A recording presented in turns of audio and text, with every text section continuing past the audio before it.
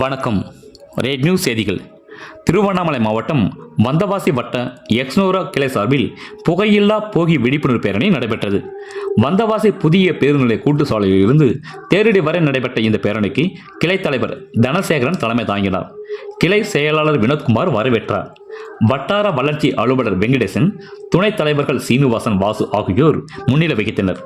சிறப்பு அழைப்பாளராக Cheyyar sub collector Ambika Jayan பங்கேற்று புகையில்லா போகி விழிப்புணர்வு பேரணி கொடியசைத்து தொடங்கி வைத்தார்.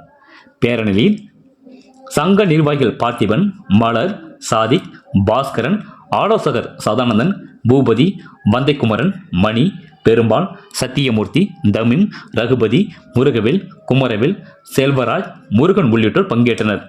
மேலும் இப்பேரணியில் வந்தவாசி கிங்ஸ்டன் மெட்ரிக் பள்ளி மாணவர்கள் மற்றும் உடற்கல்வி ஆசிரியர்கள் கலந்து கொண்டனர். நிகழ்வை ஒருங்கிணைப்பாளர் பூபாலன் ஒருங்கிணைத்தார். இறுதியில் சங்க பொருளாளர் பூவிடி நன்றி கூறினார். ரேட் நியூஸ் தமிழ் செய்திக்காக திருவண்ணாமலை மாவட்ட செய்தியாளர் குப்பன்.